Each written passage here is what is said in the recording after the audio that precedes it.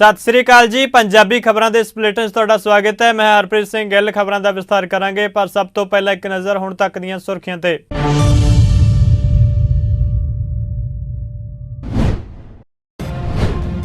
Supreme court ने केंद्र सूबे ते निजी हस्पतालों लई कोविड-19 रोकू टीके दीआं वख कीमतां दा लिया नोटिस। केंद्र सरकार नूं जही मुल नीति के पिछे तरकशीलता ते आधार दस्सण लई कहा। दिल्ली सरकार ने उसारी कामां दे हित विच एक होर वड्डा फैसला लिया। कोरोना पीड़ित सारे मजदूर ते उनके परिवारों के खात्यां विच 5 ਤੋਂ 10,000 रुपए ट्रांसफर किए जाणगे।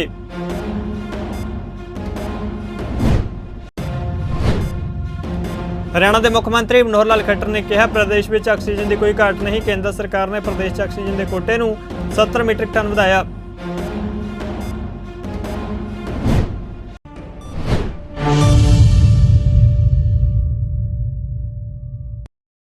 ते हुण खबरां विस्तार नाल। सुप्रीम कोर्ट ने केंद्र सूबे ते निजी हस्पतालों लई कोविड-19 रोकू टीके दीआं वख कीमतां दा नोटिस लैंदे होए केंद्र सरकार नूं जही मुल नीति के पिछे तरकशीलता ते आधार दस्सण लई कहा है। सुप्रीम कोर्ट ने लाक दौरान जरूरी समानां की सप्लाई और सेवावां की वंड नाल संबंधित मामले का खुद नोटिस लैंदे हुए केंद्र सरकार तो भी पूछा कि वह 1 मई तो 18 साल तो वध उम्र के लोगों लिए टीकाकरण की शुरुआत होने उत्ते टीकिਆਂ की अचानक वधी मंग नूं किवें पूरा करन वाला है। जज डी चंद्रचूड़ की प्रधानगी वाली बेंच ने मामले 'ਚ सुनवाई लई शुक्रवार का दिन तय किया है। बेंच ने कहा कि केंद्र नूं अपने हल्फनामे 'ਚ टीकिਆਂ के मुल के संबंध 'ਚ स्वीकार आधार और तरकशीलता नूं स्पष्ट करना होगा।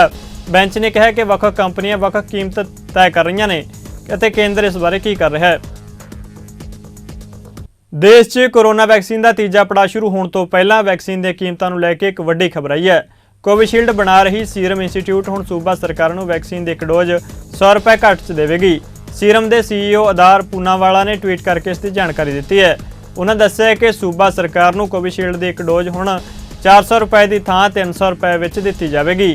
हालांकि सीरम ने वैक्सीन की एक डोज की कीमत सिर्फ सूबा सरकारों लिए घटाई है। निजी हस्पतालों लिए कीमतां घट नहीं होणगीआं, यानी कि निजी हस्पतालों नूं हुण भी कोविशील्ड की एक डोज 600 रुपए विच ही मिलेगी।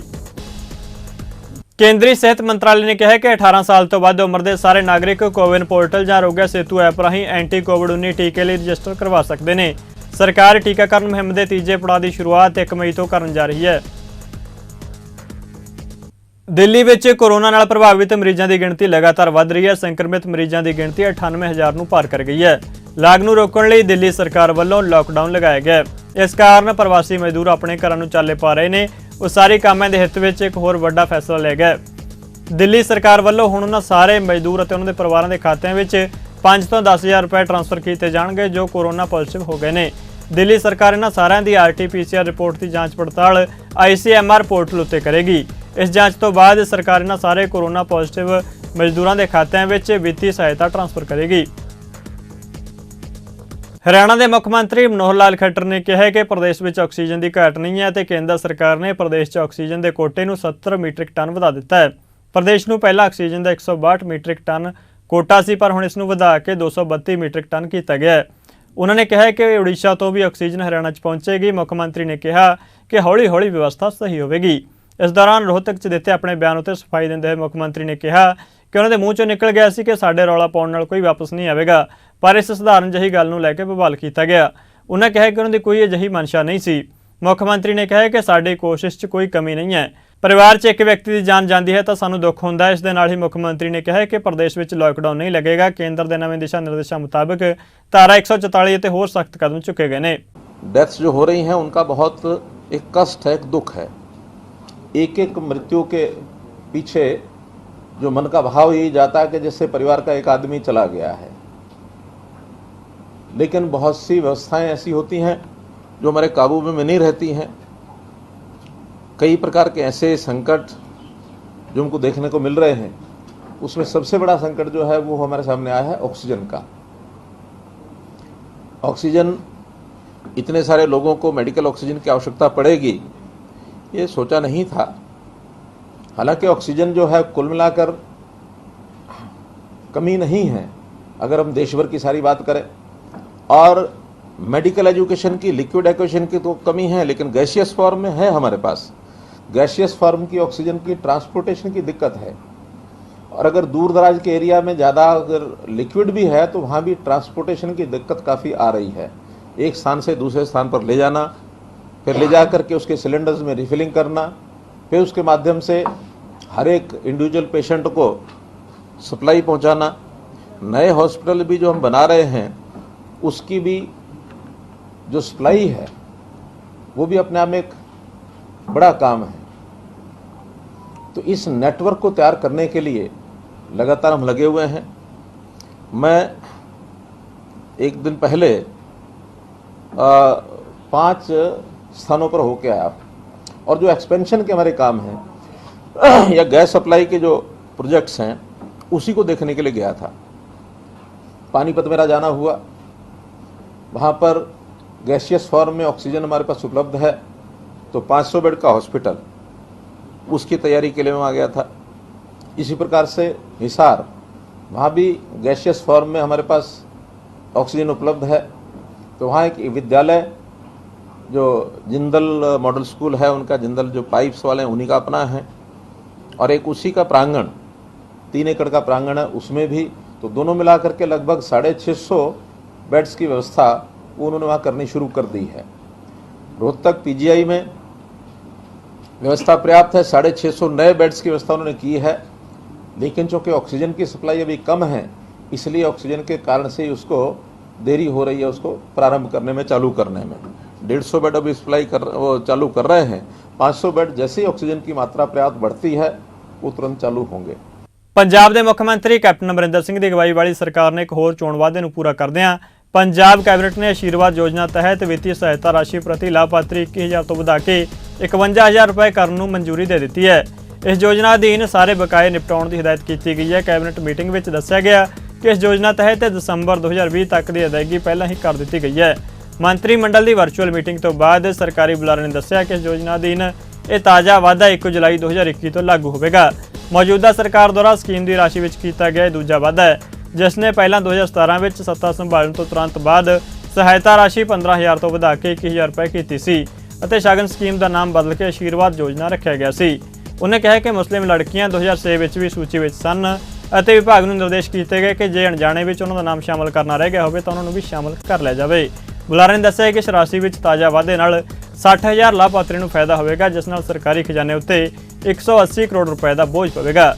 ਭਾਸ਼ਾ ਵਿਭਾਗ ਦੇ ਕੰਮਕਾਜ ਵਿੱਚ ਵਧੇਰੇ ਕਾਰਜਕੁਸ਼ਲਤਾ ਲਿਆਉਣ ਲਈ ਪੰਜਾਬ ਵਜ਼ਾਰਤ ਨੇ ਇਸ ਦੇ ਪੁਨਰਗਠਨ ਦੀ ਯੋਜਨਾ ਨੂੰ ਵੀ ਮਨਜ਼ੂਰੀ ਦੇ ਦਿੱਤੀ ਹੈ, ਜਿਸ ਵਿੱਚ 61 ਗੈਰ ਜ਼ਰੂਰੀ ਅਸਾਮੀਆਂ ਦੀ ਥਾਂ 13 ਨਵੀਆਂ ਅਸਾਮੀਆਂ ਦੀ ਸਿਰਜਣਾ ਸ਼ਾਮਲ ਹੈ। ਇਸ ਨਾਲ ਸਰਕਾਰੀ ਖਜ਼ਾਨੇ ਉੱਤੇ ਬੋਝ ਘਟੇਗਾ। ਸ਼੍ਰੋਮਣੀ ਗੁਰਦੁਆਰਾ ਪ੍ਰਬੰਧਕ ਕਮੇਟੀ ਦੀ ਪ੍ਰਧਾਨ ਬੀਬੀ ਜਗੀਰ ਕੌਰ ਵੱਲੋਂ ਇੱਕ ਵਾਰ ਫਿਰ ਤੋਂ ਪੰਜਾਬ ਦੇ ਮੁੱਖ ਮੰਤਰੀ ਕੈਪਟਨ ਅਮਰਿੰਦਰ ਸਿੰਘ ਨੂੰ ਪੰਜਾਬ ਵਿੱਚ ਲੱਗਣ ਵਾਲੇ ਲਾਕਡਾਊਨ ਉੱਤੇ ਮੁੜ ਵਿਚਾਰ ਕਰਨ ਦੀ ਅਪੀਲ ਕੀਤੀ ਗਈ ਹੈ। ਬੀਬੀ ਜਗੀਰ ਕੌਰ ਦਾ ਕਹਿਣਾ ਹੈ ਕਿ ਜਦੋਂ ਉਹਨਾਂ ਦੀ ਮੁਲਾਕਾਤ ਪੰਜਾਬ ਦੇ ਮੁੱਖ ਮੰਤਰੀ ਕੈਪਟਨ ਅਮਰਿੰਦਰ ਸਿੰਘ ਨਾਲ ਹੋਈ ਸੀ ਤਾਂ ਉਹਨਾਂ ਨੇ ਉਹਨਾਂ ਦਾ ਧੰਨਵਾਦ ਕੀਤਾ ਸੀ ਕਿ ਉਹਨਾਂ ਨੇ ਪੂਰਨ ਲਾਕਡਾਊਨ ਨਹੀਂ ਲਗਾਇਆ। ਬੀਬੀ ਜਗੀਰ ਕੌਰ ਨੇ ਕਿਹਾ ਹੈ ਕਿ ਸ਼ਨੀਵਾਰ ਨੂੰ ਸ੍ਰੀ ਗੁਰੂ ਤੇਗ ਬਹਾਦਰ ਸਾਹਿਬ ਜੀ ਦਾ 400ਵਾਂ ਪ੍ਰਕਾਸ਼ ਪੁਰਬ ਹੈ ਤੇ ਇਸ ਦਿਨ ਲਾਕਡਾਊਨ ਨਹੀਂ ਲੱਗਣਾ ਚਾਹੀਦਾ। ਸਭ ਤੋਂ ਪਹਿਲਾਂ ਮੈਂ ਸਾਰੀ ਸੰਗਤ ਨੂੰ ਜਿੱਥੇ ਪ੍ਰਕਾਸ਼ ਉਤਸਵ ਦੀ ਵਧਾਈ ਦਿੰਦੀ ਹਾਂ, ਉੱਥੇ ਸਾਰੀ ਸੰਗਤ ਨੂੰ ਨਿਮਰਤਾ ਸਹਿਤ ਬੇਨਤੀ ਹੈ ਕਿ ਆਪਣੇ ਆਪਣੇ ਗੁਰਦੁਆਰਿਆਂ 'ਚ ਆਪਣੇ ਆਪਣੇ ਘਰਾਂ 'ਚ ਬੈਠ ਕੇ ਵੱਧ ਤੋਂ ਵੱਧ ਬਾਣੀ ਪੜ੍ਹੋ, ਵੱਧ ਤੋਂ ਵੱਧ ਸਿਮਰਨ ਕਰੋ। ਧੰਨ ਗੁਰੂ ਤੇਗ ਬਹਾਦਰ ਸਾਹਿਬ ਜੀ ਦੇ ਜੀਵਨ ਦੇ ਨਾਲ ਸੰਬੰਧੀ ਜਾਂ ਉਹਨਾਂ ਵੱਲੋਂ ਉਚਾਰਨ ਕੀਤੀ ਬਾਣੀ ਨੂੰ ਜਿੰਨਾ ਕੰਠ ਕਰ ਸਕੀਏ, ਜਿੰਨਾ ਉਸ ਦਾ ਪ੍ਰਚਾਰ ਕਰ ਸਕੀਏ, ਜਿੰਨੀ ਉਹਦੀ ਵਿਚਾਰ ਕਰ ਸਕੀਏ, ਉਹ ਲਾਹਾ ਲਓ। ਧੰਨ ਗੁਰੂ ਤੇਗ ਬਹਾਦਰ ਸਾਹਿਬ ਜੀ ਨੇ ਸਾਨੂੰ ਜੋ ਸ਼ਬਦ, ਜੋ ਸ਼ਲੋਕ 15 ਰਾਗਾਂ ਵਿੱਚ ਦਿੱਤੇ ਹੈ, ਮੇਰਾ ਖਿਆਲ ਹੈ ਕਿ ਅਸੀਂ ਕੋਸ਼ਿਸ਼ ਕਰੀਏ ਕਿ ਹਰ ਸਿੱਖ ਜਿਹੜਾ ਇਹ ਲਗਾਤਾਰ ਇਸ ਮਹੀਨੇ 'ਚ, ਇਸ ਸਾਲ 'ਚ ਜਿੰਨੀ ਵੱਧ ਤੋਂ ਵੱਧ ਉਹਦੀ ਵਿਆਖਿਆ ਕਰ ਸਕੇ, ਜਿੰਨੀ ਉਹਦੀ ਵਿਚਾਰ ਨੂੰ ਸਮਝ ਸਕੇ, ਸਭ ਤੋਂ ਵੱਡਾ ਸਾਡਾ ਲਾਹਾ ਇਹੀ ਹੋਏਗਾ। ਇਤਿਹਾਸ ਉਹਦੇ ਨਾਲ ਸੰਬੰਧਿਤ ਜਿੰਨਾ ਜਾਣ ਸਕੀਏ ਉਹ ਸਾਡਾ ਲਾਹਾ ਹੋਏਗਾ। ਸੋ ਇੱਥੇ ਸ਼੍ਰੋਮਣੀ ਗੁਰਦੁਆਰਾ ਪ੍ਰਬੰਧਕ ਕਮੇਟੀ ਵੱਲੋਂ, ਕਿਉਂਕਿ ਜਿਹੜੀਆਂ ਇਸ ਵੇਲੇ ਸਰਕਾਰ ਵੱਲੋਂ ਬਹੁਤ ਸਾਰੀਆਂ ਕੋਵਿਡ-19 ਕਰਕੇ ਬੰਦਸ਼ਾਂ ਵੀ ਲਾਈਆਂ ਗਈਆਂ, ਬਹੁਤ ਸਾਰੀਆਂ ਹਦਾਇਤਾਂ ਵੀ ਦਿੱਤੀਆਂ ਗਈਆਂ, ਜਿਹਦੇ ਕਾਰਨ ਜੋ ਸ਼੍ਰੋਮਣੀ ਗੁਰਦੁਆਰਾ ਪ੍ਰਬੰਧਕ ਕਮੇਟੀ ਨੇ ਬੜੇ ਵੱਡੇ ਸਮਾਗਮ ਲਿਖੇ ਸੀ ਉਹਨਾਂ ਨੂੰ ਸਾਨੂੰ ਸੰਕੋਚਣਾ ਪਿਆ, ਉਹਨਾਂ ਨੂੰ ਸਾਨੂੰ ਘਟਾਉਣਾ ਵੀ ਪਿਆ ਅਤੇ ਉਸ ਨੂੰ ਅਸੀਂ ਸੰਗਤਾਂ ਵਿੱਚੋਂ ਸੰਗਤਾਂ ਦੇ ਵੱਡੇ ਇਕੱਠ ਨਾ ਕਰਕੇ ਸਗੋਂ ਕਿ ਅਸੀਂ ਚੈਨਲਾਂ ਰਾਹੀਂ, ਮੀਡੀਆ ਰਾਹੀਂ ਲਾਈਵ ਚਲਾਉਣ ਦੀ ਕੋਸ਼ਿਸ਼ ਕਰਾਂਗੇ ਤਾਂ ਜੋ ਇਹ ਸਮਾਗਮ ਜਿਹੜਾ ਘਰ ਘਰ ਤੱਕ ਪਹੁੰਚ ਸਕੇ, ਬਾਣੀ ਦਾ ਆਨੰਦ ਲੈ ਸਕਣ, ਕਥਾ ਕੀਰਤਨ ਦਾ ਆਨੰਦ ਲੈ ਸਕਣ, ਗੁਰਮਤਿ ਵਿਚਾਰਾਂ ਦਾ ਆਨੰਦ ਲੈ ਸਕਣ। ਇਹ ਸਾਡੇ ਮਨ ਦੀ ਇੱਛਾ। ਕੱਲ੍ਹ ਨੂੰ ਜਿੱਥੇ 29 ਤਰੀਕ ਨੂੰ ਧੰਨ ਗੁਰੂ ਤੇਗ ਬਹਾਦਰ ਸਾਹਿਬ ਦੇ ਪ੍ਰਕਾਸ਼ ਸਥਾਨ ਤੇ ਗੁਰੂ ਕੇ ਮਹਿਲ ਵਿੱਚ ਸ਼੍ਰੀ ਅਖੰਡ ਪਾਠ ਸਾਹਿਬ ਪ੍ਰਾਰੰਭ ਕਰਨਾ ਹੈ। ਉੱਥੇ ਨਾਲ ਹੀ ਇੱਥੇ ਜਿਹੜਾ ਮੰਜੀ ਸਾਹਿਬ ਗੁਰਦੁਆਰਾ ਮੰਜੀ ਸਾਹਿਬ ਦੀਵਾਨ ਹਾਲ 'ਚ ਇਹ ਸਮਾਗਮ ਕੱਲ੍ਹ ਨੂੰ ਸ਼ੁਰੂ ਹੋ ਜਾਣਗੇ। 10 ਵਜੇ ਸ਼ੁਰੂ ਕਰਕੇ ਪਹਿਲਾਂ ਸਹਿਜ ਪਾਠਾਂ ਦੇ ਭੋਗ ਪੈਣਗੇ। ਜਿਹੜੇ ਸਾਡੀ ਸੰਗਤ ਜਿਹੜੀ ਬਾਹਰ ਮੇਰੇ ਖਿਆਲ ਕੋਈ 15,000 ਤੋਂ ਵੱਧ ਸੰਗਤ ਤਿਆਰ ਸੀ ਇੱਥੇ ਆਉਣ ਲਈ, ਜਿਨ੍ਹਾਂ ਨੇ ਇੱਥੇ ਵੱਡੇ ਦੀਵਾਨ ਹਾਲ ਵੱਡੇ ਹਾਲ ਦੇ ਵਿੱਚ ਬਾਹਰ ਪੰਡਾਲ 'ਚ ਕਰਨਾ ਸੀ, ਉਹਨਾਂ ਸਾਰਿਆਂ ਨੂੰ ਅਸੀਂ ਕਿਹਾ ਕਿ ਹੋਰ ਵੀ ਜਿਹੜੇ ਦੇਸ਼ਾਂ ਵਿਦੇਸ਼ਾਂ 'ਚ ਬੈਠੀ ਸੰਗਤ ਜਿਨ੍ਹਾਂ ਨੇ ਕੰਪਲੀਟ ਕਰ ਲਏ ਆ, ਕੱਲ੍ਹ ਤੱਕ ਕਰ ਲੈਣੇ ਆ, ਉਹ ਕੱਲ੍ਹ ਨੂੰ ਉਹ ਪਹਿਲਾਂ ਆਪਣੇ ਸਹਿਜ ਪਾਠਾਂ ਦੀ ਪੂਰਤੀ ਵਾਸਤੇ ਸੰਪੂਰਨਤਾ ਵਾਸਤੇ ਆਪਣੇ ਘਰਾਂ ਵਿੱਚ ਹੀ ਬੈਠਣ। ਬਕਾਇਦਾ ਆਪਣੀਆਂ ਸੈਂਚੀਆਂ ਲੈ ਕੇ ਜਾਂ ਗੁਰੂ ਗ੍ਰੰਥ ਸਾਹਿਬ ਦਾ ਪ੍ਰਕਾਸ਼ ਜੇ ਕਿਸੇ ਦੇ ਘਰ ਵਿੱਚ ਹੈ ਜਾਂ ਕਿਸੇ ਕੋਲ ਨੌਵੇਂ ਮਹੱਲੇ ਦੇ ਸ਼ਲੋਕਾਂ ਦੀ ਗੁਟਕਾ ਹੈ ਉਹ ਲੈ ਕੇ ਬੈਠਣ। ਜਦੋਂ ਇੱਥੇ ਚੱਲਣਗੇ ਸਿੱਧਾ ਲਾਈਵ ਤੁਸੀਂ ਨਾਲ ਜੁੜ ਕੇ ਨਾਲੇ ਤੇ ਆਪ ਪਾਠ ਕਰੋ, ਨਾਲ ਹੀ ਆਨੰਦ ਲਓ ਤੇ ਨਾਲ ਹੀ ਗੁਰੂ ਤੇਗ ਬਹਾਦਰ ਸਾਹਿਬ ਜੀ ਦੇ ਇਸ ਦਰ ਦੇ ਉੱਤੇ ਹਾਜ਼ਰੀ ਤੁਹਾਡੀ ਲੱਗੇਗੀ। ਇਹ ਸਾਰੀ ਸੰਗਤ ਨੂੰ ਬੇਨਤੀ ਹੈ। ਫਿਰ ਬਦਸਤੂਰ ਸਾਰਾ ਦਿਨ ਪ੍ਰੋਗਰਾਮ, ਕਿਉਂਕਿ ਹੁਣੇ ਹੀ ਅਸੀਂ ਸਿੰਘ ਸਾਹਿਬਾਨ ਅਸੀਂ ਬੈਠੇ ਸਾਂ ਕਿ ਅਸੀਂ ਫਾਈਨਲ ਪ੍ਰੋਗਰਾਮ ਜਿਹੜੇ ਕੀਤੇ ਹੈ ਉਹ ਸਾਰੇ ਕਥਾ ਕੀਰਤਨ ਦੇ ਔਰ ਸਿੰਘ ਸਾਹਿਬਾਨਾਂ ਦੇ ਜਾਂ ਕੋਈ ਜਿੰਨੇ ਵੀ ਪ੍ਰਚਾਰਕ ਬਾਹਰੋਂ ਆ ਰਹੇ ਹੈ, ਕਿਉਂਕਿ ਲੋਕਡਾਊਨ ਤੇ ਜ਼ਿਆਦਾ ਕਰਫਿਊ ਦਾ ਡਰ ਲੱਗ ਗਿਆ, ਜਿਹਦੇ ਕਰਕੇ ਬਹੁਤ ਸਾਰੇ ਜਥੇ ਸਾਡੇ ਨਹੀਂ ਪਹੁੰਚ ਸਕਦੇ, ਬਹੁਤ ਸਾਰੇ ਵਿਦਵਾਨ ਨਹੀਂ ਆ ਸਕਦੇ, ਜਿਹਦੇ ਲਈ ਅਸੀਂ ਕੋਸ਼ਿਸ਼ ਕਰ ਰਹੇ ਹਾਂ ਕਿ ਅਸੀਂ ਜਿੰਨੇ ਵੀ ਵਿਦਵਾਨ ਸਾਡੇ ਕੋਲ ਅਵੇਲੇਬਲ ਹੈ ਜਾਂ ਸਾਡੇ ਕੋਲ ਕੀਰਤਨੀ ਜਥੇ ਅਵੇਲੇਬਲ ਹੈ ਉਹਨਾਂ ਕੋਲ ਅਸੀਂ ਵੱਧ ਤੋਂ ਵੱਧ ਗਿਆਨ ਦਾ ਪ੍ਰਕਾਸ਼ ਕਰਾ ਸਕੀਏ। 1 ਵਜੇ ਦੇ ਲੋਕਡਾਊਨ 'ਚ ਰਾਹਤ ਦੇਣ ਵਾਸਤੇ ਤੁਹਾਡੀ ਕੋਈ ਗੱਲ ਹੋਈ? ਦੇਖੋ ਸੀਐਮ ਸਾਹਿਬ ਨਾਲ ਤੇ ਮੈਂ ਵੈਸੇ ਉਸ ਦਿਨ ਕਿਹਾ ਸੀਗਾ, ਪਤਾ ਨਹੀਂ ਕਿਸ ਤਰ੍ਹਾਂ ਲੋਕਡਾਊਨ ਨਾਲ ਲਾਇਆ, ਮੈਂ ਕਿਹਾ ਵੀ ਸੀ ਸੀਐਮ ਸਾਹਿਬ ਵੀ ਚੰਗਾ ਹੋ ਗਿਆ, ਕਿਉਂਕਿ ਉਹਨਾਂ ਨੇ ਕੈਬਨਿਟ ਦੇ ਵਿੱਚ ਉਹਦਾ ਨਹੀਂ ਸੀ ਫੈਸਲਾ ਕੀਤਾ ਤੇ ਮੈਂ ਸਗੋਂ ਉਹਨਾਂ ਨੂੰ ਧੰਨਵਾਦ ਕੀਤਾ ਕਿ ਚੰਗਾ ਹੋ ਗਿਆ ਤੁਸੀਂ ਲੋਕਡਾਊਨ ਨਹੀਂ ਕੀਤਾ, ਕਿਉਂਕਿ ਇੱਕ ਤੇ ਲੋਕਾਂ ਦੇ ਕੰਮ ਰੁਕਦੇ, ਦੂਜਾ ਗੁਰੂ ਤੇਗ ਬਹਾਦਰ ਸਾਹਿਬ ਜੀ ਦਾ ਪ੍ਰਕਾਸ਼ ਉਤਸਵ ਹੈ। ਸੰਗਤਾਂ ਸ਼ਰਧਾ ਹੁੰਦੀ ਹੈ ਕਿ ਜਾ ਕੇ ਜ਼ਰੂਰ ਮੱਥਾ ਟੇਕੀਏ, ਗੁਰੂ ਘਰ 'ਚ ਜਾ ਕੇ ਸੰਗਤ ਵਿੱਚ ਜ਼ਰੂਰ ਹਾਜ਼ਰੀ ਭਰੀਏ ਤੇ ਉਹ ਮਨ ਦੀ ਸ਼ਰਧਾ ਜਿਹੜੀ ਉਹਨੂੰ ਠੇਸ ਪਹੁੰਚਦੀ। ਸਵੇਰੇ ਮੈਨੂੰ ਕਪੂਰਥਲੇ ਤੋਂ 2-3 ਫੋਨ ਆਏ ਕਿ ਇੱਕ ਵਾਰੀ ਬੀਬੀ ਜੀ ਸੀਐਮ ਸਾਹਿਬ ਨੂੰ ਟੈਲੀਫੋਨ ਕਰੋ ਜਾਂ ਡੀਸੀਆਂ ਨੂੰ ਕਰੋ ਵੀ ਆਹ ਕਿਰਪਾ ਕਰੋ, ਚੀਫ ਸੈਕਟਰੀ ਨੂੰ ਕਹੋ ਕਿ 2 ਦਿਨ ਛੋਟ ਜ਼ਰੂਰ ਦੇ ਦੇਣ, ਕਿ ਪਹਿਲੀ ਤੱਕ ਜ਼ਰੂਰ ਛੋਟ ਦੇ ਦਿਓ, ਤਾਂ ਜੋ ਸੰਗਤਾਂ ਦੇ ਮਨ ਦੀ ਜਿਹੜੀ ਹੈ ਉਹ ਅਵਸਥਾ ਹੁੰਦੀ ਬਣੀ। ਭਾਵੇਂ ਅਸੀਂ ਰੋਜ਼ ਮੱਥਾ ਟੇਕਣ ਜਾਂਦੇ ਗੁਰੂ ਗ੍ਰੰਥ ਸਾਹਿਬ ਨੂੰ, ਪਰ ਮੈਨੂੰ ਲੱਗਦਾ ਕਿ ਜਦੋਂ ਇਹ ਦਿਹਾੜਾ ਹੁੰਦਾ ਨਾ ਜੀ, ਸੰਗਤਾਂ ਦੇ ਮਨ ਦੀ ਇੱਕ ਅਵਸਥਾ ਬਣੀ ਹੁੰਦੀ ਹੈ ਕਿ ਅੱਜ ਸਪੈਸ਼ਲ ਤੌਰ ਤੇ ਗੁਰੂ ਸਾਹਿਬ ਜੀ ਨੂੰ ਅਸੀਂ ਮਿਲਣ ਚੱਲੇ ਹਾਂ, ਗੁਰੂ ਸਾਹਿਬ ਦੇ ਦਰਸ਼ਨ ਕਰਨ ਚੱਲੇ ਹਾਂ। ਸੋ ਇਹ ਸਿੱਖ ਦੀ ਸ਼ਰਧਾ ਹੀ ਹੈ, ਗੁਰੂ ਨਾਨਕ ਨਾਮ ਲੇਵਾ ਸੰਗਤ ਦੀ ਸ਼ਰਧਾ ਹੀ ਹੈ। ਉਹ ਸ਼ਰਧਾ ਦੀ ਪੂਰਤੀ ਵਾਸਤੇ ਮੈਂ ਅੱਜ ਵੀ ਬੇਨਤੀ ਕਰਾਂਗੀ ਕਿ ਇਹ ਢਿੱਲ ਦਿੱਤੀ ਜਾਵੇ। ਸੰਗਤ ਜਿਹਨੇ ਨਹੀਂ ਆਉਣਾ ਉਹਨੇ ਨਹੀਂ ਆਉਣਾ, ਜਿਹਦੇ ਮਨ 'ਚ ਕੋਈ ਇੱਦਾਂ ਦੀ ਚਿੰਤਾ ਹੁੰਦੀ ਹੈ ਉਹ ਨਹੀਂ ਹੁੰਦਾ, ਜਿਹੜਾ ਬਿਮਾਰ ਹੁੰਦਾ ਉਹ ਵੀ ਨਹੀਂ ਆਉਂਦਾ, ਉਹ ਸਿਆਣੇ ਹੁੰਦੇ ਆ, ਦੂਜੇ ਸੰਕੋਚ ਲੈਂਦੇ ਆਪਣੇ ਨੂੰ, ਸੁਚੇਤ ਹੋ ਕੇ ਆਉਂਦੇ ਆ।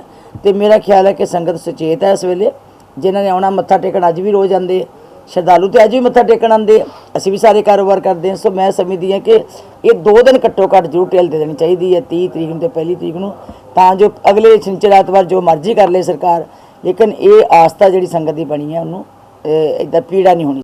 ਸ਼੍ਰੀ ਅਕਾਲ ਤਖਤ ਸਾਹਿਬ ਦੇ ਕਾਰਜਕਾਰੀ ਜਥੇਦਾਰ ਗਿਆਨੀ ਹਰਪ੍ਰੀਤ ਸਿੰਘ ਵੱਲੋਂ ਸ਼੍ਰੀ ਅਕਾਲ ਤਖਤ ਸਾਹਿਬ ਸਕੱਤਰੇਤ ਵਿਖੇ ਪੱਤਰਕਾਰ ਨੂੰ ਸੰਬੋਧਨ ਕਰਦਿਆਂ ਕਿਹਾ ਗਿਆ ਕਿ ਸ਼੍ਰੀ ਗੁਰੂ ਤੇਗ ਬਹਾਦਰ ਸਾਹਿਬ ਜੀ ਦੇ 400 ਸਾਲਾ ਪ੍ਰਕਾਸ਼ ਪੁਰਬ ਨੂੰ ਸਮਰਪਿਤ ਤੇ ਕਈ ਵੱਡੇ ਸਮਾਗਮ ਦੀਵਾਨ ਸਾਹਿਬ ਮੰਜੀ ਹਾਲ ਵਿਖੇ ਕਰਵਾਏ ਜਾ ਰਹੇ ਨੇ, ਜਿਸ ਵਿੱਚ ਸਭ ਸੰਗਤ ਨੂੰ ਅਪੀਲ ਕੀਤੀ ਜਾਂਦੀ ਹੈ ਕਿ ਉਹ ਇਹਨਾਂ ਸਮਾਗਮਾਂ ਵਿੱਚ ਹਾਜ਼ਰੀਆਂ ਭਰੇ ਅਤੇ ਦੇਸ਼ਾਂ ਵਿਦੇਸ਼ਾਂ ਵਿੱਚ ਬੈਠੇ ਜਿਹੜੇ ਲੋਕ ਇਹਨਾਂ ਸਮਾਗਮਾਂ ਵਿੱਚ ਨਹੀਂ ਪਹੁੰਚ ਸਕਦੇ ਉਹ ਟੀਵੀ ਦੇ ਮਾਧਿਅਮ ਨਾਲ ਇਹਨਾਂ ਸਮਾਗਮਾਂ ਦਾ ਹਿੱਸਾ ਬਣਨ। ਸਭ ਤੋਂ ਪਹਿਲਾਂ ਸ੍ਰੀ ਗੁਰੂ ਤੇਗ ਬਹਾਦਰ ਸਾਹਿਬ ਸੱਚੇ ਪਾਤਸ਼ਾਹ ਦੇ ਪ੍ਰਕਾਸ਼ ਪੁਰਬ ਦੀਆਂ ਸਮੂਹ ਗੁਰੂ ਖਾਲਸਾ ਪੰਥ ਨੂੰ ਬਹੁਤ-ਬਹੁਤ ਵਧਾਈਆਂ। ਅਸੀਂ ਇਹ ਮਹਾਨ ਪਰਵ ਜਿਹੜਾ ਸ਼ਤਾਬਦੀ ਦੇ ਰੂਪ ਦੇ ਵਿੱਚ ਗੁਰੂ ਖਾਲਸਾ ਪੰਥ ਵੱਲੋਂ ਮਨਾਉਣ ਜਾ ਰਹੇ ਹਾਂ ਸ੍ਰੀ ਅੰਮ੍ਰਿਤਸਰ ਸਾਹਿਬ ਦੀ ਪਾਵਨ ਧਰਤੀ ਦੇ ਉੱਤੇ ਗੁਰਦੁਆਰਾ ਦੀਵਾਨ ਹਾਲ ਮੰਜੀ ਸਾਹਿਬ ਵਿਖੇ। ਕੱਲ੍ਹ ਜਿੱਥੇ ਸ੍ਰੀ ਅਖੰਡ ਪਾਠ ਸਾਹਿਬ ਦੀ ਆਰੰਭਤਾ ਹੋਣੀ ਹੈ, ਨਾਲ ਹੀ ਗੁਰਦੁਆਰਾ ਦੀਵਾਨ ਹਾਲ ਮੰਜੀ ਸਾਹਿਬ ਵਿਖੇ ਸਮਾਗਮ ਜਿਹੜੇ ਆ ਪ੍ਰਾਰੰਭ ਹੋ ਜਾਣੇ ਹੈ। ਇਹ ਸਮਾਗਮ 1 ਤਰੀਕ ਤੱਕ ਚੱਲਣੇ ਆ। ਇਹਨਾਂ ਸਮਾਗਮਾਂ ਦੇ ਵਿੱਚ ਰਾਗੀ ਜਥੇ, ਢਾਡੀ ਜਥੇ, ਕਵਿਸ਼ਰੀ ਜਥੇ, ਕਵੀ ਜਨ ਜਿਹੜੇ ਸਾਡੇ ਨੇ ਸਤਿਕਾਰਯੋਗ, ਉਹ ਹਾਜ਼ਰੀਆਂ ਭਰ ਕੇ ਸਿੱਖ ਸੰਗਤਾਂ ਨੂੰ ਗੁਰੂ ਕੇ ਇਤਿਹਾਸ, ਗੁਰਬਾਣੀ ਦੀ ਵਿਚਾਰਧਾਰਾ, ਗੁਰਬਾਣੀ ਦੇ ਫਲਸਫੇ ਤੋਂ ਜਾਣੂ ਕਰਵਾਉਣਗੇ। ਔਰ ਇਸ ਜਿਹੜੇ ਸਮਾਗਮ ਹੋ ਰਹੇ ਨੇ ਗੁਰਦੁਆਰਾ ਦੀਵਾਨ ਹਾਲ ਮੰਜੀ ਸਾਹਿਬ ਵਿਖੇ, ਇਹਨਾਂ ਦਾ ਲਾਈਵ ਪ੍ਰਸਾਰਣ ਜਿਹੜਾ ਹੈ ਉਹ ਹੋਏਗਾ। ਜਿਹੜੀ ਸੰਗਤ ਗੁਰਦੁਆਰਾ ਦੀਵਾਨ ਹਾਲ ਮੰਜੀ ਸਾਹਿਬ ਵਿਖੇ ਪਹੁੰਚ ਸਕਦੀ ਹੈ ਜ਼ਰੂਰ ਪਹੁੰਚੇ, ਆਪਣੀਆਂ ਫਿਜ਼ੀਕਲ ਹਾਜ਼ਰੀਆਂ ਲਵਾਏ, ਗੁਰੂ ਦੀਆਂ ਖੁਸ਼ੀਆਂ ਪ੍ਰਾਪਤ ਕਰੇ। ਬਾਕੀ ਸੰਗਤ ਆਪਣੇ ਘਰਾਂ ਦੇ ਵਿੱਚ ਬੈਠ ਕੇ ਜਿਹੜਾ ਟੀਵੀ ਮਾਧਿਅਮ ਦੇ ਰਾਹੀਂ ਇਹਨਾਂ ਸਮਾਗਮਾਂ ਦਾ ਜਿਹੜਾ ਉਹ ਆਨੰਦ ਮਾਣੇ, ਸੁਣੇ ਸਮਾਗਮਾਂ ਨੂੰ। ਇਹ ਮੇਰੀ ਪੁਰਜ਼ੋਰ ਅਪੀਲ ਹੈ ਸਿੱਖ ਸੰਗਤ ਨੂੰ। शनिवार का लॉकडाउन लगा देता है जिस समागम में, तो कोई अपील करोगे सरकार को रिलैक्सेशन दी है? ਬੀਬੀ ਜੀ ਨੇ ਮੇਰੇ ਖਿਆਲ CM ਨਾਲ ਗੱਲ ਕੀਤੀ ਹੈ ਇਸ ਸੰਬੰਧੀ, ਤੇ ਉਮੀਦ ਹੈ ਕਿ ਸਰਕਾਰ ਜਿਹੜੀ ਹੈ ਉਹ ਇਸ ਬਾਰੇ ਜ਼ਰੂਰ ਸੋਚੂਗੀ। ਸ਼ਨੀਵਾਰ ਨੂੰ ਜਿਹੜਾ ਲੋਕਡਾਊਨ ਜਿਹੜਾ ਨਾ ਲਾਇਆ ਜਾਵੇ, ਕਿਉਂਕਿ ਵੱਡਾ ਦਿਹਾੜਾ ਹੈ ਤੇ ਵੱਡੇ ਦਿਹਾੜੇ ਦੇ ਮੌਕੇ ਦੇ ਉੱਤੇ ਸਿੱਖ ਸੰਗਤਾਂ ਨੂੰ ਇਹ ਪ੍ਰਕਾਸ਼ ਪੁਰਬ ਜਿਹੜਾ ਹੈ ਸ਼ਰਧਾ ਹੁਲਾਸ ਉਤਸ਼ਾਹ ਦੇ ਨਾਲ ਜਿਹੜਾ ਹੈ ਉਹ ਮਨਾਉਣਾ ਚਾਹੀਦਾ ਹੈ ਔਰ ਮਨਾਉਣ ਦੇਣਾ ਚਾਹੀਦਾ। ਚੀਫ ਖਾਲਸਾ ਦੀਵਾਨ ਧਰਮ ਪ੍ਰਚਾਰ ਕਮੇਟੀ ਵੱਲੋਂ ਧੰਨ ਧੰਨ ਸ੍ਰੀ ਗੁਰੂ ਤੇਗ ਬਹਾਦਰ ਸਾਹਿਬ ਜੀ ਦੇ ਯਾਦਗਾਰੀ 400 ਸਾਲਾ ਪ੍ਰਕਾਸ਼ ਪੁਰਬ ਨੂੰ ਸਮਰਪਿਤ ਜੀਵਨ ਧੰਨ ਧੰਨ ਸ੍ਰੀ Guru Tegh Bahadur ji documentary film release ਕੀਤੀ ਗਈ। ਚੀਫ ਖਾਲਸਾ ਦੀਵਾਨ ਦੇ ਪ੍ਰਧਾਨ ਨਿਰਮਲ ਸਿੰਘ ਦੇ ਦਿਸ਼ਾ ਨਿਰਦੇਸ਼ਾਂ ਅਨੁਸਾਰ ਬਣੀ ਇਸ ਡਾਕੂਮੈਂਟਰੀ ਫਿਲਮ ਵਿੱਚ ਸ੍ਰੀ ਗੁਰੂ ਤੇਗ ਬਹਾਦਰ ਸਾਹਿਬ ਜੀ ਦੀ ਪਾਵਨ ਪਵਿੱਤਰ ਜੀਵਨ ਗਾਥਾ ਦਾ ਚਿੱਤਰ ਵਰਣਨ ਬਹੁਤ ਖੂਬਸੂਰਤੀ ਨਾਲ ਬਿਆਨ ਕੀਤਾ ਗਿਆ ਹੈ। ਇਸ ਫਿਲਮ ਵਿੱਚ ਗੁਰੂ ਸਾਹਿਬ ਦੇ ਗੁਰੂ ਕੇ ਮਹਿਲ ਵਿਖੇ ਜਨਮ ਤੋਂ ਲੈ ਕੇ ਸਮੁੱਚੀ ਮਾਨਵਤਾ ਨੂੰ ਸਰਬ ਸਾਂਝਾ ਉਪਦੇਸ਼ ਦੇਣ ਲਈ ਵੱਖ-ਵੱਖ ਸਥਾਨਾਂ ਤੇ ਲੋਕ ਭਲਾਈ ਕਾਰਜ ਕਰਦਿਆਂ ਉਹਨਾਂ ਦੀਆਂ ਪ੍ਰਚਾਰਕ ਯਾਤਰਾਵਾਂ ਬਾਰੇ ਦਿੱਲੀ ਦੇ ਚਾਂਦਨੀ ਚੌਕ ਵਿਖੇ ਉਹਨਾਂ ਦੀ ਸ਼ਹਾਦਤ ਦੇ ਪਾਵਨ ਇਤਿਹਾਸ ਨੂੰ ਉਜਾਗਰ ਕਰਦੇ ਹੋਏ ਸ੍ਰੀ ਗੁਰੂ ਤੇਗ ਬਹਾਦਰ ਸਾਹਿਬ ਨਾਲ ਸੰਬੰਧਿਤ ਵੱਖ-ਵੱਖ ਗੁਰਧਾਮਾਂ ਦੇ ਇਤਿਹਾਸਕ ਪਿਛੋਕੜ ਉੱਤੇ ਵਿਸਥਾਰਪੂਰਵਕ ਚਾਨਣਾ ਪਾਇਆ ਗਿਆ। ਨਵੇਂ ਪਾਤਸ਼ਾਹ ਸ੍ਰੀ ਗੁਰੂ ਤੇਗ ਬਹਾਦਰ ਸਾਹਿਬ ਜੀ ਦੇ 400 ਸਾਲਾ ਪ੍ਰਕਾਸ਼ ਪੁਰਬ ਦਿਹਾੜੇ ਨੂੰ ਸਮਰਪਿਤ ਗੁਰਦੁਆਰਾ ਸ੍ਰੀ ਦੁਖਨਿਵਾਰਨ ਸਾਹਿਬ ਤੋਂ ਸਜਾਇਆ ਜਾਣ ਵਾਲਾ ਨਗਰ ਕੀਰਤਨ ਕੋਵਿਡ-19 ਦੇ ਚੱਲਦਿਆਂ ਸੰਕੋਚਿਆ ਗਿਆ। ਇਹ ਫੈਸਲਾ ਅੰਤਰਿਕ ਕਮੇਟੀ ਦੇ ਮੈਂਬਰ ਜਥੇਦਾਰ ਸਤਵਿੰਦਰ ਸਿੰਘ ਟੌੜਾ, ਅੰਤਰਿਕ ਕਮੇਟੀ ਮੈਂਬਰ ਗੁਰਤੇਜ ਸਿੰਘ ਕੌਣੀ, ਜਥੇਦਾਰ ਜਰਨੈਲ ਸਿੰਘ ਕਰਤਾਰਪੁਰ ਅਤੇ ਸ਼ਹਿਰ ਦੀਆਂ ਸਿੱਖ ਸਭਾਵਾਂ, ਸੁਸਾਇਟੀਆਂ ਅਤੇ ਧਾਰਮਿਕ ਜਥੇਬੰਦੀਆਂ ਦੇ ਨੁਮਾਇੰਦਿਆਂ ਨਾਲ ਕੀਤੀ ਗਈ ਮੀਟਿੰਗ ਵਿੱਚ ਲਿਆ ਗਿਆ।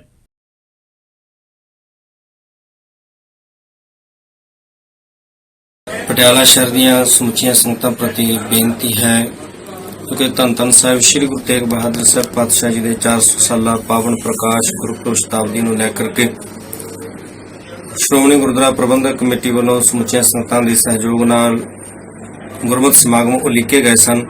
29 ਤਰੀਕ ਨੂੰ ਜੋ ਨਗਰ ਕੀਰਤਨ ਆਰੰਭ ਹੋਣੇ ਸਨ ਗੁਰਦੁਆਰਾ ਸ੍ਰੀ ਦੁਖਨਿਵਾਰਨ ਸਾਹਿਬ ਤੋਂ, ਉਹ ਜਿਹੜੇ ਨਗਰ ਕੀਰਤਨ ਦੇ ਸਮਾਗਮ ਹਨ ਉਹ ਮੁਲਤਵੀ ਕਰ ਦਿੱਤੇ ਗਏ ਹਨ। ਕਰੋਨਾ ਮਹਾਮਾਰੀ ਦੇ ਚੱਲਦਿਆਂ ਜਿਹੜੇ ਬਹੁਤ ਭਿਆਨਕ ਹਾਲਾਤ ਬਣੇ ਹੋਏ ਨੇ, ਉਹਨਾਂ ਸਾਰਿਆਂ ਨੂੰ ਵੇਖਦਿਆਂ ਹੋਇਆਂ ਸਮੂਹ ਮੈਂਬਰ ਸਾਹਿਬਾਨ ਅਤੇ ਸਮੂਹ ਸ਼ਹਿਰ ਦੀਆਂ ਜਿਹੜੀਆਂ ਧਾਰਮਿਕ ਸੇਵਾ ਸੁਸਾਇਟੀਆਂ ਦੇ ਪ੍ਰਬੰਧਕਾਂ ਵੱਲੋਂ ਮਿਲ ਕਰਕੇ ਅੱਜ ਬੈਠ ਕੇ ਇੱਥੇ ਵਿਚਾਰ ਕੀਤੀ ਗਈ ਅਤੇ ਸਾਰਿਆਂ ਨੇ ਫੈਸਲਾ ਲਿਆ ਕਿ ਨਗਰ ਕੀਰਤਨ ਦਾ ਜਿਹੜਾ ਪ੍ਰੋਗਰਾਮ ਹੈ ਉਹ ਮੁਲਤਵੀ ਕਰ ਦਿੱਤਾ ਜਾਵੇ ਅਤੇ ਜਿਹੜੇ ਅਗਲੇ ਸਮਾਗਮ ਹਨ, ਜਿਹੜੇ ਰਾਤ ਦੇ ਸਮਾਗਮ ਸਨ 30 ਅਪ੍ਰੈਲ ਅਤੇ 1 ਮਈ ਦੇ, ਉਹ ਵੀ ਸਾਰਾ ਦਿਨ ਦਰਬਾਰ ਸਾਹਿਬ ਦੇ ਅੰਦਰ ਕੀਰਤਨ ਹੋਵੇਗਾ। ਸੰਗਤਾਂ ਨੂੰ ਬੇਨਤੀ ਹੈ ਕਿ ਆਪਾਂ ਵੱਡੇ ਇਕੱਠ ਨਾ ਕਰੀਏ ਅਤੇ ਸੰਗਤ ਜਾ ਕੇ ਜਿਸ ਤਰ੍ਹਾਂ ਵੀ ਹੈ ਸਮੇਂ ਨੂੰ ਦੇਖਦਿਆਂ ਹੋਇਆਂ, ਸਮੇਂ ਦੀ ਨਿਜਾਕਤ ਨੂੰ ਵੇਖਦਿਆਂ ਦਰਸ਼ਨ ਦੀਦਾਰ ਕਰਕੇ ਵਾਪਸ ਆਵੇ ਅਤੇ ਆਪਾਂ ਹੋਰ ਵੀ ਜਿਹੜਾ ਹੈ ਮੈਂ ਬੇਨਤੀ ਕਰਾਂਗਾ ਸੰਗਤਾਂ ਨੂੰ ਕਿ ਬਹੁਤੇ ਵੱਡੇ ਇਕੱਠ ਨਾ ਕੀਤੇ ਜਾਣ। ਆਪਾਂ ਆਪ ਸੁਚੇਤ ਰਹੀਏ, ਜਿਹੜੀਆਂ ਹਦਾਇਤਾਂ ਨੇ ਉਹਨਾਂ ਦਾ ਪਾਲਣ ਕਰੀਏ, ਆਪਣੇ ਪਰਿਵਾਰਾਂ ਦਾ ਧਿਆਨ ਰੱਖੀਏ,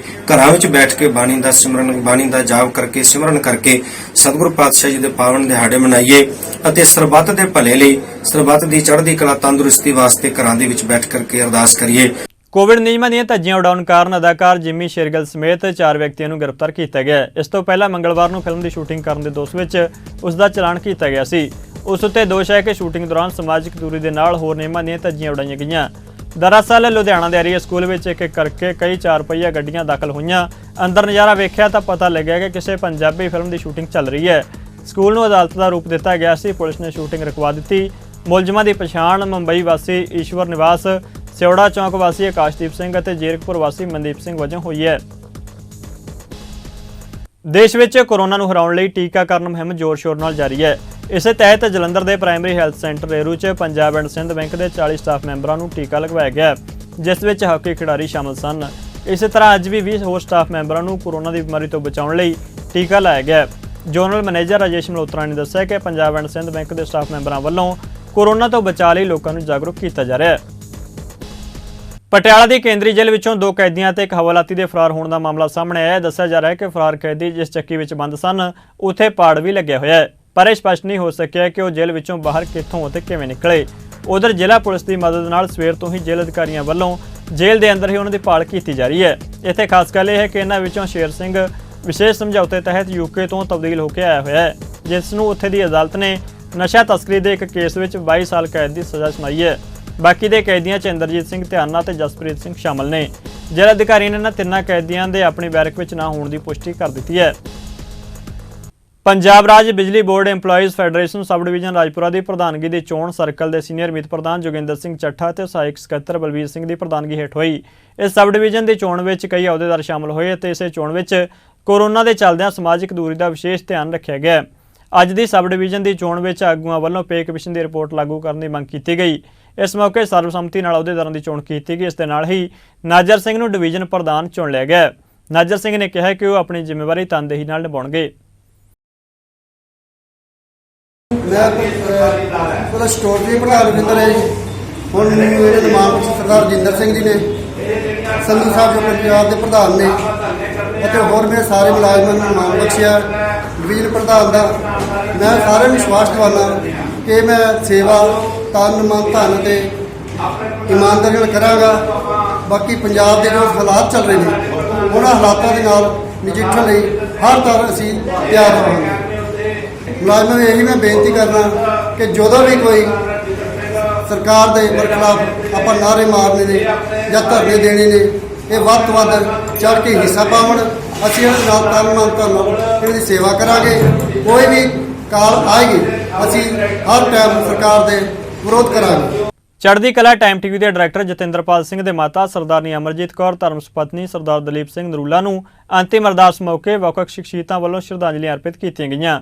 ਸਰਦਾਰਨੀ ਅਮਰਜੀਤ ਕੌਰ ਚੜ੍ਹਦੀ ਕਲਾ ਗਰੁੱਪ ਦੇ ਚੇਅਰਮੈਨ ਜਗਜੀਤ ਸਿੰਘ ਦਰਦੀ ਦੀ ਧਰਮ ਸੁਪਤਨੀ ਸਰਦਾਰਨੀ ਜਸਵਿੰਦਰ ਕੌਰ ਦਰਦੀ ਦੇ ਵੱਡੇ ਭੈਣ ਜੀ ਸਨ। ਉਹਨਾਂ ਦੀ ਅੰਤਿਮ ਅਰਦਾਸ ਗੁਰਦੁਆਰਾ ਸ੍ਰੀ ਗੁਰੂ ਸਿੰਘ ਸਭਾ SST ਨਗਰ ਪਟਿਆਲਾ ਵਿਖੇ ਹੋਈ। ਇਸ ਦੌਰਾਨ ਕੀਰਤਨੀ ਜਥਿਆਂ ਵੱਲੋਂ ਕੀਰਤਨ ਦੁਆਰਾ ਗੁਰਬਾਣੀ ਕੀਰਤਨ ਸਰਵਣ ਕਰਵਾਇਆ ਗਿਆ। ਇਸ ਤੋਂ ਪਹਿਲਾਂ ਸਰਦਾਰ ਜਤਿੰਦਰਪਾਲ ਸਿੰਘ ਦੇ ਗ੍ਰਹਿ SST ਨਗਰ ਪਟਿਆਲਾ ਵਿਖੇ ਸ਼੍ਰੀ ਅਖੰਡ ਪਾਠ ਸਾਹਿਬ ਦੇ ਭੋਗ ਪਾਏ ਗਏ। ਇਸ ਮੌਕੇ ਸਰਦਾਰ ਜਗਜੀਤ ਸਿੰਘ ਦਰਦੀ ਨੇ ਆਏ ਹੋਏ ਸੰਗਤ ਦਾ ਧੰਨਵਾਦ ਕਰਦਿਆਂ ਕਿਹਾ ਕਿ ਸਰਦਾਰਨੀ ਅਮਰਜੀਤ ਕੌਰ ਇੱਕ ਵਿਦਿਆਦਾਨੀ ਸਨ ਅਤੇ ਉਹਨਾਂ ਨੇ ਲੰਮੇ ਸਮੇਂ ਤੱਕ ਅਧਿਆਪਨ ਦਾ ਕਾਰਜ ਬਾਖੂਬੀ ਨਿਭਾਇਆ। ਉਹ ਪੂਰਨ ਗੁਰਸਿੱਖ ਸਨ ਅਤੇ ਆਪਣੇ ਬੱਚਿਆਂ ਨੂੰ ਵੀ ਸਿੱਖੀ ਦੇ ਸਿਧਾਂਤਾਂ ਅਨੁਸਾਰ ਚੱਲਣ ਦੀ ਜੀਵਨ ਜਾਚ ਸਿਖਾਈ ਹੈ। ਅੰਤਿਮ ਅਰਦਾਸ ਮੌਕੇ ਸ਼੍ਰੀਮਤੀ ਜਸਵਿੰਦਰ ਕੌਰ ਦਰਦੀ, ਤੇਜਿੰਦਰਪਾਲ ਸਿੰਘ ਸੰਧੂ ਸਾਬਕਾ chairman, Santokh Singh chairman, Harvinder Singh Nippy councillor, Ravinder Singh Vinda, Mahant Sundar Singh, Nirmal Singh Bhattian ਸਾਬਕਾ chairman, Amritpal Singh Dardi, channel head Sahib Singh, Manpreet Singh, Darshan Singh Darshak, Gurmukh Singh ਰਪਾਣਾ, Amarjit Singh, Sarabjit Singh ਸਮੇਤ ਚੜ੍ਹਦੀ ਕਲਾ ਦੇ ਸਮੁੱਚੇ ਅਦਾਰੇ ਵੱਲੋਂ ਸ਼ਰਧਾਂਜਲੀ ਭੇਂਟ ਕੀਤੀ ਗਈ। ਫਿਲਹਾਲ ਖਬਰਾਂ ਦੇ ਇਸ ਬੁਲੇਟਿਨ 'ਚ ਇੰਨਾ ਹੀ। ਤੁਸੀਂ ਬਣੇ ਰਹੋ ਚੜ੍ਹਦੀ ਕਲਾ ਟਾਈਮ ਟੀਵੀ ਦੇ ਨਾਲ। ਧੰਨਵਾਦ।